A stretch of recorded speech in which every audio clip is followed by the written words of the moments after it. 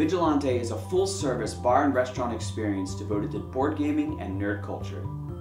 We're recording and everything? We're recording. Yeah.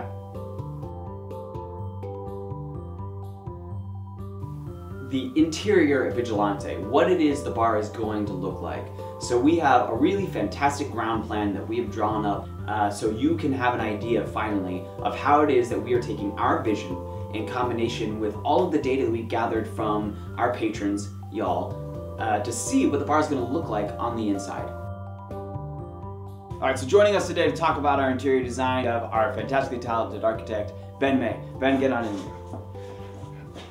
here. Yeah, well, this is a good one. I mean, I remember from the second you guys sort of mentioned the concept to you, I was like, man, that sounds awesome.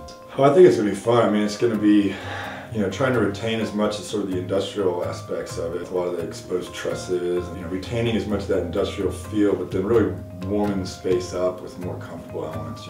Fabrics and some curtains, and there's something maybe right here in front of you that is really fascinating, but if you kind of look across the room, there's a whole slew of things that are equally as fascinating. So I think that's one thing that's going to be nice with Vigilante is you've got a series of nice little zones, different types of seating and different experiences in those different types of seating. The first one is what we call our social lounge area. You'll be able to see it as you're coming in because we have such great, open windows. It's something that is very inviting and very comfortable. You're going to feel like you're in your friend's living room.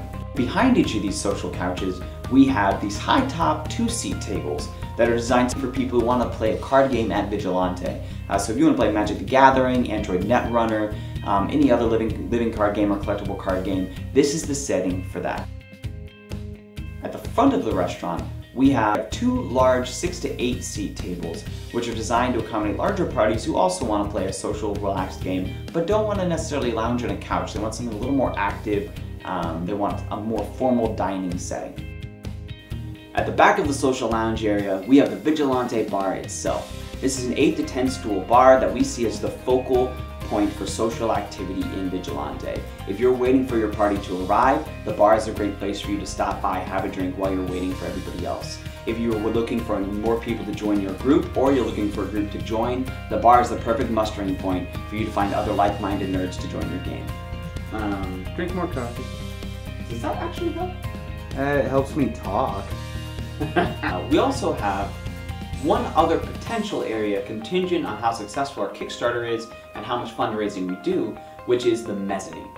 This is a metal spiral staircase that goes up to the second level of Vigilante, a mezzanine that goes above the bar and stretches all the way across to the private room. The mezzanine can accommodate another 30 to 40 seats, primarily high tops or more lounge couches to walk away from. This is our big waiting area for big busy nights, or potentially a private area that you could rent out for a large private event. The mezzanine will look out over the rest of the bar, so you'll be able to peek out and see what the rest of the bar is doing, see who's playing what kind of games, and enjoy a view of the bar while it is you enjoy your own game. The main dining room of Vigilante is dominated by a whole series of these large 4-top tables. They're full 40-inch tables designed to accommodate any board game with lots of custom features, including electronics built into them for your gaming experience. The other type of table you'll find in the main dining room, to break up the space a little bit, are other large high-top tables that can seat anywhere from 8 to 10 people. These are great if you want to draft in a pod for Magic the Gathering, or you want a large card game like Spoons, something a little more family-oriented like that. Ideal table setting for those. The third seating area at Vigilante is a little tricky to find because we're putting them behind secret doors. The two private rooms are kind of unique because we're building custom shelving for them, and buried in that shelving are two secret doors.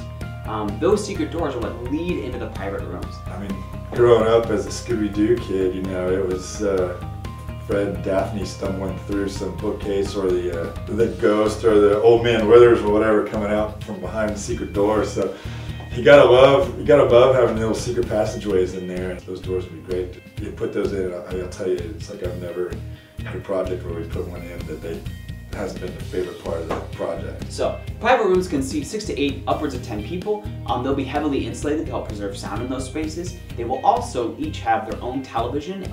So if you wanted to come in and have a game night, or maybe bring in your own console, like a board game or a private Magic draft, special corporate events, birthday events, and be able to accommodate all the things that you would experience at the big 4-tops outside, but in a more enclosed setting.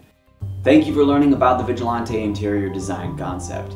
We've worked really hard with our architect, our engineers, as well as our audience and all the feedback we've gotten from y'all online, as well as our founding team to bring you this ground plan and to bring you these technologies. Depending on the success of our Kickstarter, as well as the success of our fundraising efforts and the feedback that we get from the city, this should be what our plan looks like.